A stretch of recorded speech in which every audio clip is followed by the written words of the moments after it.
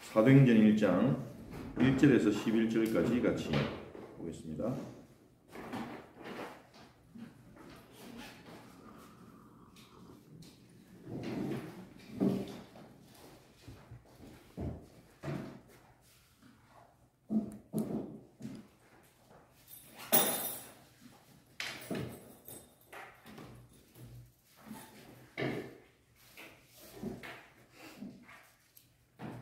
(1절에서 11절까지) 같이 읽겠습니다.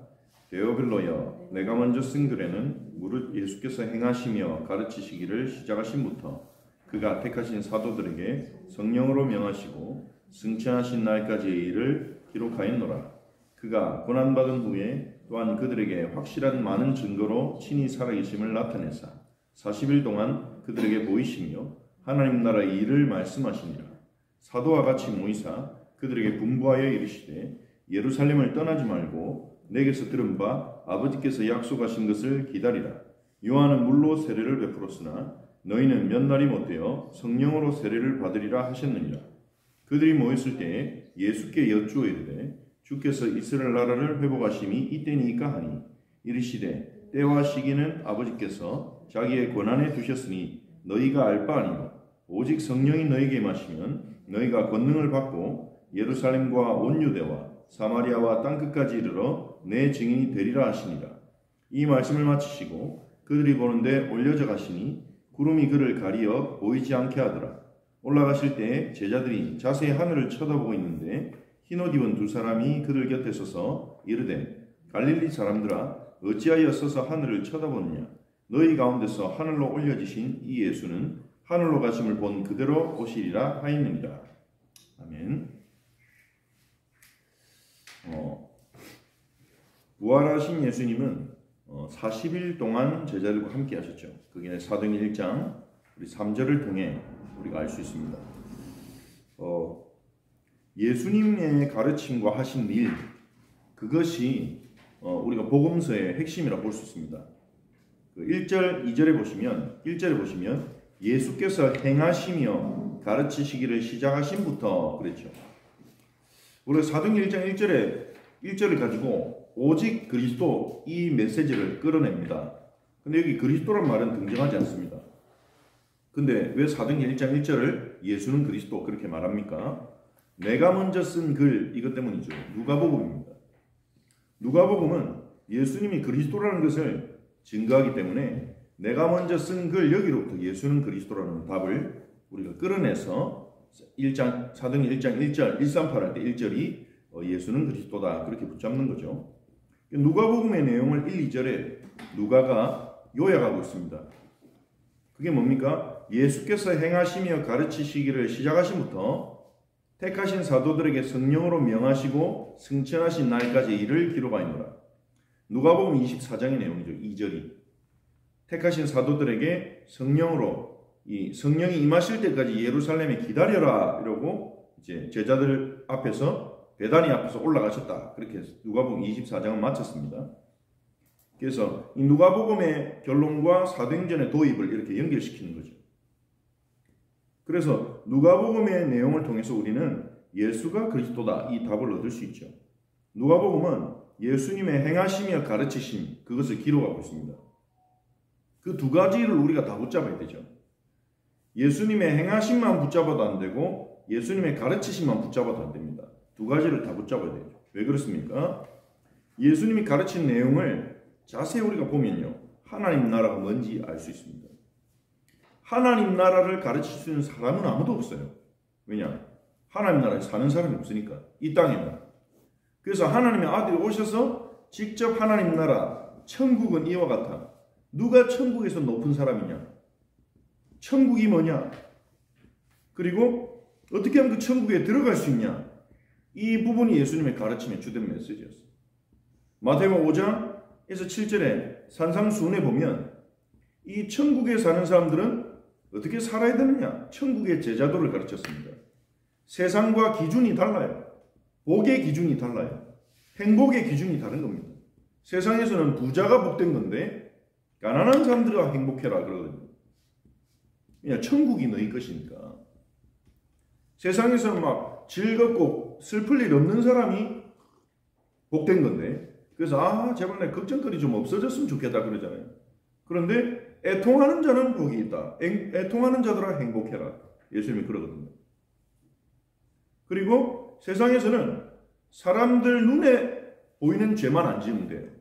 간음하지 말고 살인하지 말고 그러거든요. 근데 예수님은 사람의 마음까지 하나님 보신다면서요. 속으로도 범죄하지 말라.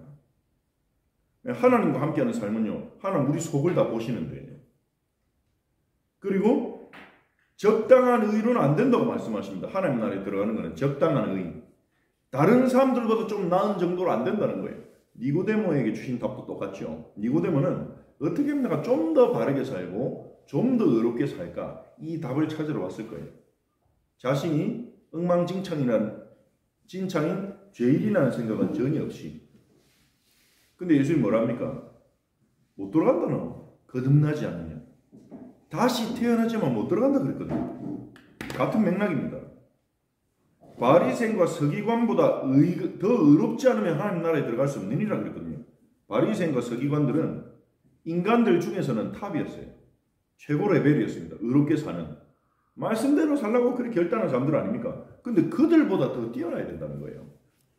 그래서 하나님 아버지 온전하신 같이 온전해라 그랬거든요. 그러니까 그거를 육신적으로 딱 들으면 불가능하구나. 하나님 나라에 들어가는 거는 불가능하구나. 이렇게 딱 되는 겁니다. 마태복음 5장 7절에 보면요. 그런데 성령으로 거듭나면, 성령인도 받으면, 성령 충만 받으면 가능한 삶이 마태복음 5장에서 7절이에요. 하나님 나라 속에 들어간 사람의 삶이라는 거예요. 그게 예수님이 앞서서 말해주신 거죠. 너희가 하나님 나라 들어가려면, 구원받으려면 이렇게 살아라 이 말이 아닙니다. 천국을 맛보는 자들, 천국을 누리는 자들이 살아가는 삶을 얘기하신 거죠. 그래서 예수님 하나님 나라에 대해서요, 이거는 천금과도 비교할 수 없는 가르침입니다. 하나님만이 직접 강의하신 거예요. 하나님 나라가 어딘지, 어떤 곳인지. 제자들끼리 맨날 싸우니까요. 예수님 뭐랍니까? 너희가 세상에서는 권력을 얻어야 되지 않냐? 명령하는 사람이 높지 않냐? 그래서 너희가 명령하는 사람 되려고 그렇게 싸우지 않느냐? 이래라 저래라 하는 사람이 높다고 생각하지 않냐? 권력을 얻으려고 자식들 공부시키고 어릴 때부터 막 그렇게 하지 않냐? 그런데 천국에서는 그렇지 아니하다.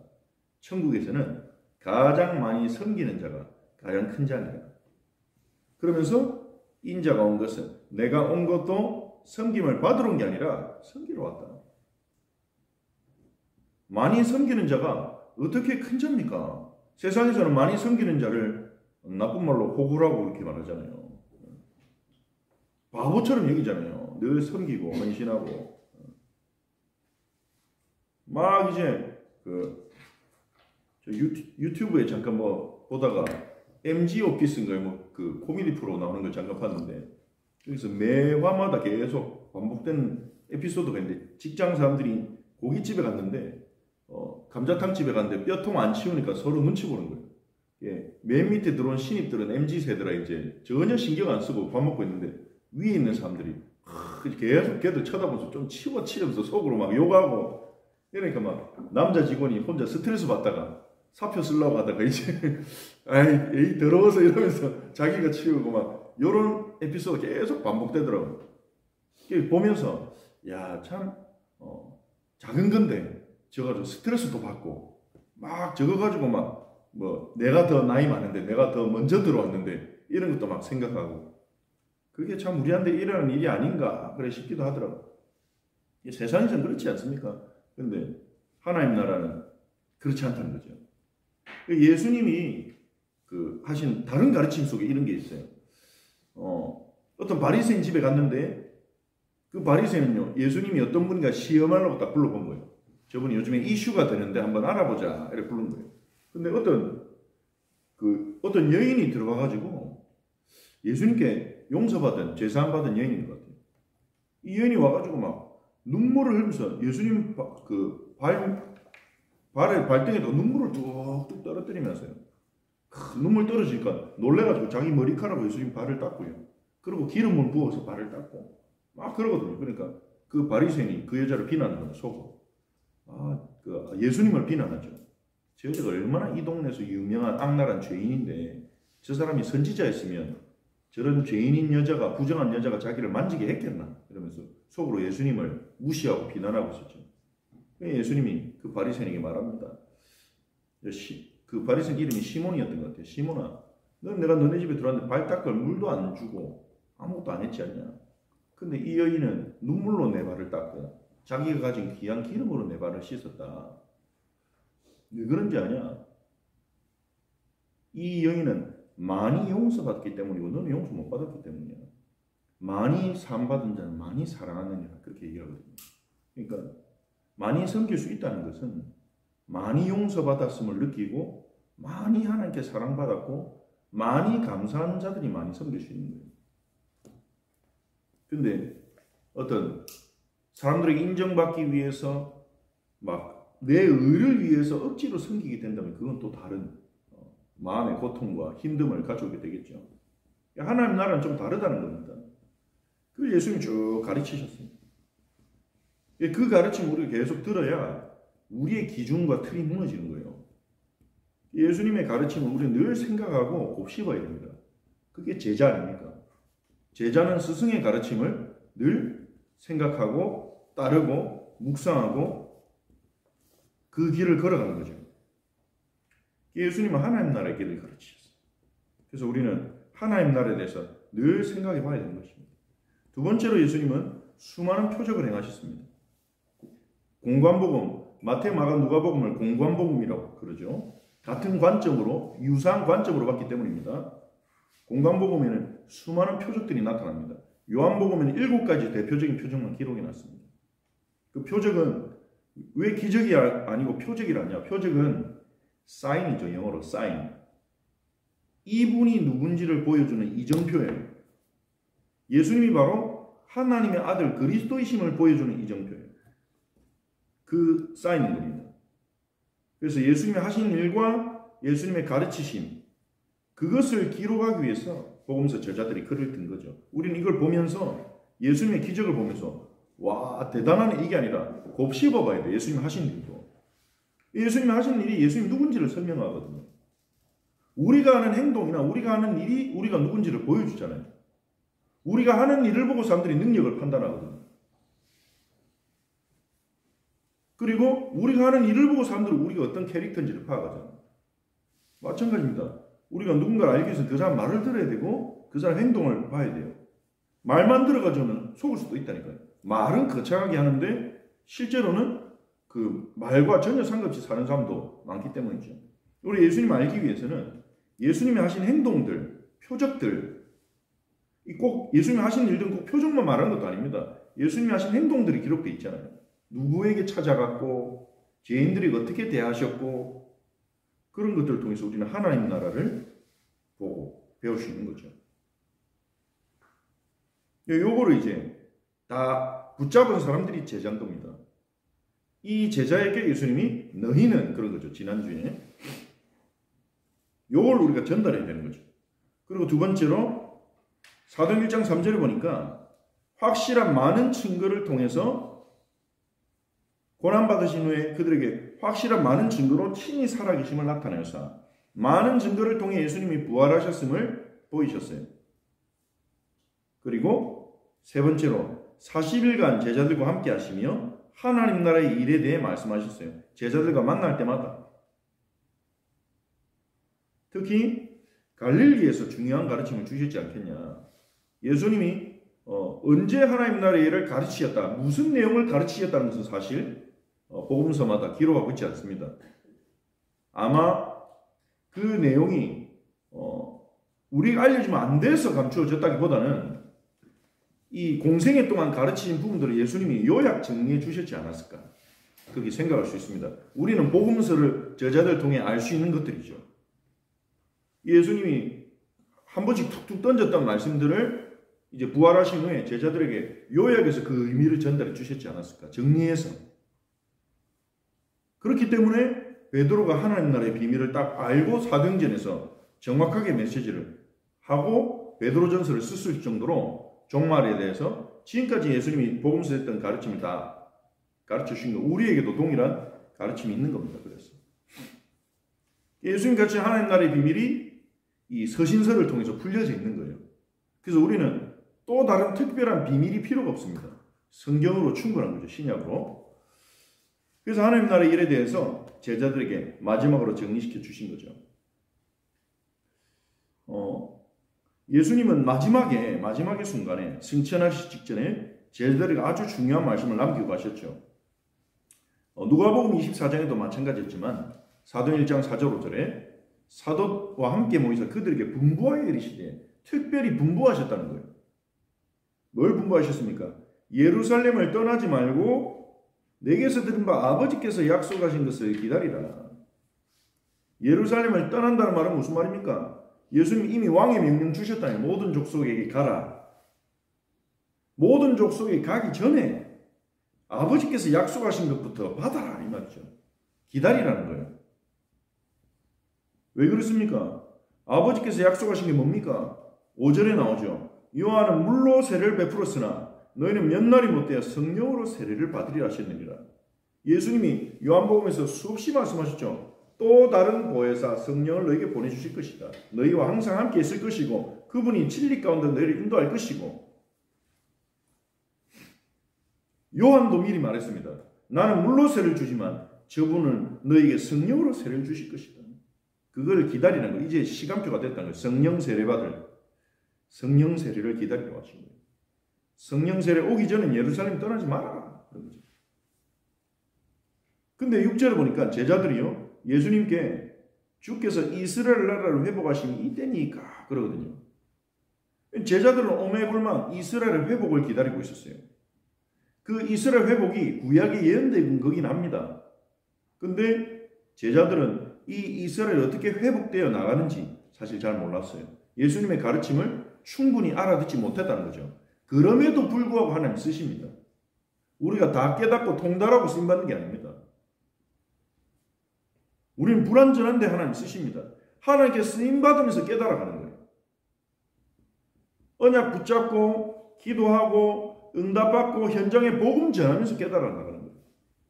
우리 현장에 복음 전할 때 굉장히 많은 걸 깨닫습니다. 불신자 보는 눈도 열리고 복음의 능력도 알게 되고 하나님이 현장에 예비하시는 인도도 알게 되고 사건도 알게 되고 진짜 렘넌트 키워야 될 이유도 알게 되고 현장에 하나님 어마어마한 현장에 복음 전하는 그 시간표에 어마어마한 은혜와 응답을 하나님 준비해놨다. 그걸 놓치면요 사실은 하나님 나라에 대해서 많이 모르고 살아가는 거예요. 성경만 딱 읽으면. 그래서 예수님이요 나머지 제자들이 아직 덜 깨달았어도 현장 가가지고 깨달을 거기 때문에 뭐라고 합니까? 거기 관심 가지 마라 그럽니다. 때와 기한은 아버지께서 자기의 권한을 주셨으니 시간표는 아버지께 있다. 너희가 그 시간표는 신경 쓰지 말고 너희는 여기 집중해라 그런 거죠. 뭐에 집중하는 겁니까? 1장 8절에 성령이 너희에게 임하시면 그 이스라엘 나라가 어떻게 회복되는지 청사진을 예수님 딱 그려주신 거예요. 오직 성령이 너희에게 임하시면 너희가 권능을 받고 성령의 세례가 너희에게 부어질 때 그때 너희에게 권능이 생길 것이다.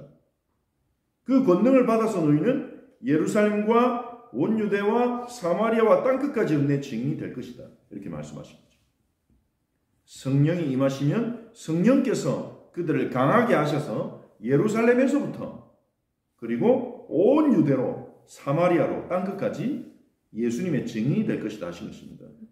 그러니까 이스라엘 나라가 어떻게 회복되느냐? 증인의 발걸음을 통해 회복되는 거예요. 하나님 나라가 어떻게 이 땅에 임합니까? 증인들의 발걸음을 통해서 임하는 것입니다. 그래서 우리는요 성령 충만 받을 때 증인되는 것입니다. 사도행 1장 8절은요 우리가 성령 충만 받을 때 어떤 일을 하느냐? 예수님의 증인이 된다고 말합니다. 우리는 이것을 기억하고 있어야 돼요. 많은 오순절 교단에서는 성령 충만 받을 때 방언 받는다. 성령 충만 받을 때 은사가 임한다. 그럽니다. 은사는 필요에 따라 하나님 주시게 되어 있습니다. 근데 그 은사 주시는 목적도 뭡니까? 예수 그리스도의 증인 되도록 주시는 겁니다. 그런데 그 은사를 뭔가 자신의 영적 레벨을 나타내기 위해서 사용하고 어떤 자신의 어떤 신앙을 나타내기 위해서 사용한다면 그거는 하나님과 안 맞는 거죠. 우리는 그런 은사 안 나타나도 돼요. 필요하면 주시니까. 중요한 거는요, 예수님의 증인이 되고 있는 게 중요한 거예요. 우리가 성령 충만하다면 그리스도의 증인이 될 수밖에 없어요. 복음 전하고 싶고 복음 전하게 되고 말씀도 하고 싶고 이런 마음을 주시는 겁니다. 그게 예수님이 주신 중요한 가르침입니다. 그런 제자를 통해 증인을 통해 하나님 나라가 이 땅에 확산되고 그리고 이스라엘 나라가 회복된다는 거죠. 그러고 나서 예수님은 말씀을 마치신 후에 9절에 보니까요.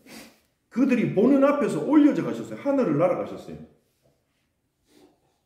제자들이 보는 앞에서 하늘 위로 날아가지고 구름 위로 쭉 올라가신 거예요. 구름 위로 올라가시니까 안 보이잖아요. 제자들이 너무 놀래가지고 보고 있어요. 그러니까 요 구절 가지고 이단들이 또 많이 속이더라고요. 구름. 여기 구름은 진짜 구름이 아니다. 이 구름은 인간을 의미한다 이러면서. 그래서 사람이 막 이렇게 둘러싸고 있으면 그 사람이 재림주 예수라는 거예요. 그래서 JMS에서도 그랬다도 사람이 이렇게 막 둘러싸고 있으니까 이 사람이 재림주 아니냐 이러면서 신천지 그 이단들이 다 씁니다. 이 구름을 사람이라고 그렇게 봅니다. 그래서 사람이 많이 모였다. 그게 이제 메시아의 증거라는 식으로 하죠. 근데 아무거나 비유로 이렇게 갖다 붙이면 안 되는 거죠. 비유로 풀어야 되는 성경이 있어요. 그게 계시록 같은 장르. 그래서 하나님이 성경에 장르를 주셨고 그 장르를 구분할 수 있는 문학적인 소양을 우리에게 하나님이 주신 겁니다. 그 당시 유대인들도 있었고 우리에게도 있어요. 우리 시를 읽을 때는 문자적 안 읽잖아요. 시를 읽을 때는 시로 딱 읽지 않습니까? 근데 소설을 읽을 때는 소설을 읽어야죠. 소설을 읽는데 저자가 이 단어 하나하나에 무슨 암호로 숨겨놨을까? 그렇게 하지 않습니다. 사도행전은요. 하나님이 하신 일을 성령께서 하신 일을 기록해 놓은 거예요. 제자들이 멍하고 보고 있으니까 천사가 흰옷 입은 두 사람이 제자들 옆에 딱 나타난 거예요. 천사들이죠. 흰옷 입은 두 사람이 그들 곁에 서서 이래서 뭐라고 합니까? 어찌하여 갈릴리 사람들아 어찌하여 서서 하늘을 쳐다보느냐? 너희 가운데서 하늘로 올려진 이 예수는 하늘로 가심을 본 그대로 오시리라 하였느니라. 이 하나님께서 이제 이 갈릴리 사람들을 사용해서 이제 하나님 나라를 확장시켜 나가시는 거죠. 그래서 더 이상 하늘 쳐다보지 마라. 하늘로 가심을 본 그대로 다시 오실 것이다. 다시 오실 때까지 사도행전 1장 8절에 집중하면 되는 거죠. 우리 렘넌트들은 예수님 말씀하신 오직을 붙잡아야 합니다. 부활하신 예수님은 승천하기 전에 세 가지 원문에 보면 헬라어 원문에 보면 오직이라는 단어가 없어요. 이 오직이 헬라어로 무슨 단어일까 싶어가지고 찾아봤더니 없어요. 그냥 원문에 보면 성령이 너에게 임하실 때, 근데 임한다 그 말이 그 요한복음 1장 12절에 영접한다 할 때 나왔던 람바노 그 단어거든요. 성령이 너에게 임하실 때 그 성령의 능력을 너희가 붙들 때 그때 너희가 권능을 받고 증리된다 이렇게 얘기가 되어 있습니다. 근데 이 부분을 번역하면서 그 문맥 속에서 이 오직이라는 의미를 포함시킨 것 같아요. 이 예수님의 시간표, 이 가르침을 주신 시간표. 마찬가지입니다. 사도행전 1장 1절에도 오직이라는 단어는 등장하지 않습니다. 근데 누가복음의 결론이 오직 그리스도거든요. 사도행전 1장 3절에도 오직이라는 단어가 등장하지 않아요. 근데 왜 오직 하나님 나라입니까? 부활하신 예수님이 하나님 나라만 가르치고 가셨거든요. 그러니까 그게 다라는 거죠. 이 세 가지가 다라는 겁니다. 오직 그리스도, 오직 하나님 나라, 오직 성령. 이게 다라는 말은 다른 거 공부할 필요가 없다는 게 아니죠. 그렇게 편협적으로 알아듣는 사람도 있어요. 다른 거 알 필요 없어. 다른 거 알 필요도 없어. 막 이러면서요. 그게 아니라 이 세 가지를 모르면 안 된다는 거예요. 이 세 가지가 아니면 안 되는 부분이 있다는 겁니다. 그게 뭡니까? 오직 그리스도만이 아니면 우리의 영적 문제, 근본 문제 해결할 수가 없습니다. 전부 임시 해결 방편에 불과합니다. 우리가 쓰는 방법은요. 근본적으로 해결할 수 있는 분은 그리스도밖에 없죠. 오직 하나님 나라만이 영원히 남는 참된 응답이에요. 다른 건 영원하지 않아요. 이 세상 나라, 우리가 가진 것들 영원하지 않아요. 우리의 젊음도 시간 지나면 없어집니다. 우리의 육신은 날이 가면 갈수록 후패해질 것입니다. 하나님 나라에 완전히 들어가기 전까지는, 하나님 나라 회복되기 전까지는. 우리가 가진 재능, 우리가 가진 인기, 우리가 가진 사회적 커리어, 영원한 거 하나도 없습니다. 영원한 건요, 하나님 나라 응답입니다. 그래서 우리는요, 모든 것 속에서 하나님 나라 앞에서 선택해야 돼요. 하나님 나라에 무엇이 가장 유익하고 지금 하나님 나라 누리는 방법이 뭐냐? 세 번째, 오직 성령만이 연약한 우리를 일으켜 세워 그리스도의 증인이 되게 하는 참된 능력입니다. 초대교회 성도들 120명, 갈릴리 사람들이 어떻게 예루살렘을 바꿉니까? 어떻게 유대와 사마리아 바꾸겠습니까? 유대는 이미 대제사장과 기득권층이 권력을 다 잡고 있는데, 경제를 다 움직이는데 어떻게 이 사람 땅끝까지 가요? 로마는 어마어마한 황제들과 이 사람들이 움직이고 있는데, 그런데 오직 성령, 주님이 그 약속을 주신 거예요. 성령이 임하시면, 성령이 임하니까요, 이 사람들이 변하는 거예요. 그 어마어마한 대지상 앞에서 담대하게 베드로가 증언했습니다. 천하의 구원 얻을 만한 다른 이름을 주신 적이 없지 않냐. 그리스도의 증인이 되게 하는 능력입니다. 하늘로 올라가신 예수님은 하나님 보좌 우편에서 온 우주를 다스리고 계십니다. 그러다가 재림주로 다시 오실 거예요. 사도행전 7장 55절 56절을 보니까 스데반이 순교하기 직전에 딱 보니까 예수님께서 하나님 보좌 우편에 앉아 계시다가 벌떡 일어나서 스데반을 맞이할 준비를 하고 계신 거예요. 그래서 스데반이 거기서 순교할 수 있는 힘과 은혜를 공급받았죠. 부활하신 주님이 하나님 보좌 우편에서 나를 기다리고 계십니다. 순간적으로 돌에 맞는 그 고통이 안 느껴질 정도로, 돌에 맞는 고통이 얼마나 크겠습니까? 근데 그 작은 돌멩이 던진 것도 아니고 때려 죽이려고 큰 돌을 치고 던지는 거거든요. 돌에 맞아서 뼈가 깨지고 피부가 터지는 가운데서도 찬송할 정도로, 얼굴이 천사 같을 정도로 육신의 고통을 초월해버린 거예요. 골로새서 3장 1절에 이 땅의 것 바라보지 말고 위의 것을 바라보자. 위의 보좌에는 예수 그리스도가 하나님 보좌 우편에 앉아 계신다고 했습니다. 베드로전서 3장 22절에서도 그리스도는 십자가에 죽으시고 부활하신 후에 보좌 우편에 앉으셨다, 이렇게 말하고 있습니다. 그래서 하늘로 가신 예수님은 다시 오시는 그날까지 하나님 보좌 우편에서 우리의 생명과 우리의 교회와 우리의 후대와 이 땅을 다스리고 계십니다. 제목이 왜 하늘로 날아계신 예수님이냐, 그 렘넌트들이 흥미를 가지도록 약간 제목을 그렇게 잡았는데, 하늘로 가신 예수님이 지금도 살아계셔서 우리를 다스린다. 그게 사도행전 1장 8절에 성취하신다. 세 가지 오직 붙잡은 렘넌트에게 역사하신다. 그게 이 메시지의 키라고 볼 수 있겠습니다. 그래서 보좌에 계신 예수님은 오직을 아는 렘넌트를 통해 세계를 살리십니다. 오직을 아는 렘넌트에게, 그리고 그 성령을 기다리는 렘넌트들에게, 성령을 기다리라 했잖아요. 예수님 기다리는 자에게 주신 하나님은, 기다린다는 말은 아무것도 안 한다는 말이 아니죠. 믿고 있다는 거예요. 기다린다는 말은 믿음을 가지고 때를 기다린다는 말이에요. 기다리라 이러면 안 해준다 이런 식으로 알아듣는 사람이 많습니다. 기다리라 이러면 마치 포기하라, 아무것도 하지 마라 이런 식으로 알아듣는 사람들이 있죠. 절대 그렇지 않잖아요. 주님은 반드시 약속을 지키십니다. 그래서 기다리라 이 말은 조금 있으면 응답 오니까 준비하고 있으란 말이죠. 그래서 성령이 임할 때를, 임하신다는 사실을 믿고 기다리고 준비하는 자에게 성령이 임하시고, 그 렘넌트에게 성령을 부어주시고, 그 렘넌트를 통해서 예루살렘은 어디입니까? 내가 있는 현장에서부터.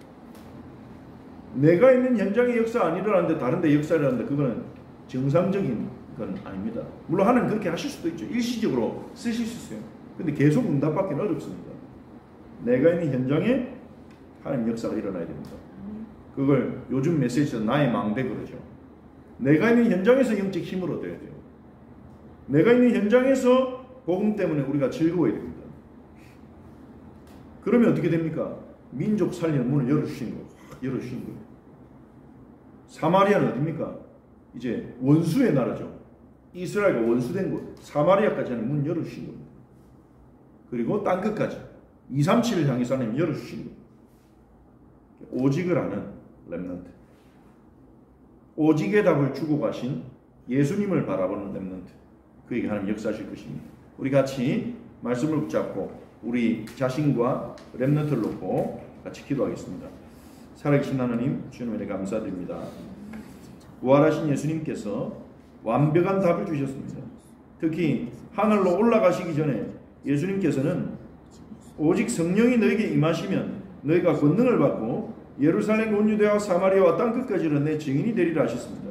예수님, 저희가 하늘로 올라가신 예수께서 보좌에 앉아 계시다가 다시 오실 때까지 우리가 붙잡을 답은 이 오직밖에 없음을 결론 나게 하시고, 우리 렘넌트들에게 이 답이 전달되게 하옵소서. 우리 렘넌트들이 오직을 아는 렘넌트가 되게 하여 주시옵소서.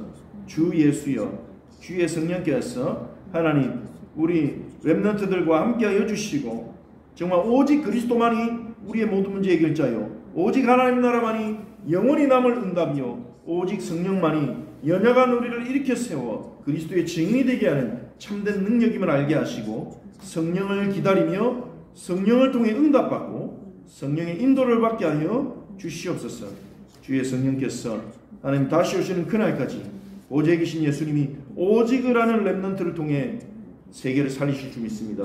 주님, 저희들이 오직을 하는 사역자들, 증인들이 되게 하시고, 정말 성령의 임재를, 성령의 세례를 기다리며 준비하며 성령의 능력으로 나의 현장을 살리고 또 민족과 237을 살릴 준비하도록 주님, 저희의 마음과 생각을 지켜주시고 우리의 마음과 중심이, 우리의 관심이 하나님의 이 역사 속에 있게 하여 주옵소서.